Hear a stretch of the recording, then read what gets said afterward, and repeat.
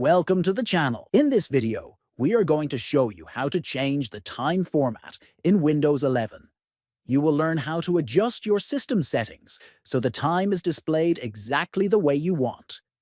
This guide is simple and easy to follow, even if you are new to Windows. First, move your cursor to the Start icon at the bottom and right-click on it.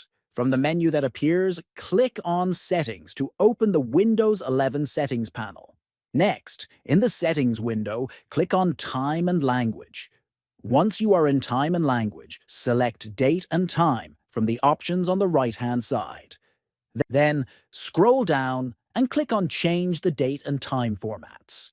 Next, focus on the Short Time option. Click on it, and you will see a list of available formats. Choose the format that you prefer, whether it is the Finally. Once you have made your selection, the changes will automatically take effect. If you found this video helpful, make sure to subscribe to the channel, give the video a thumbs up, and share it with your friends. Thanks for watching, and stay tuned for more helpful tutorials.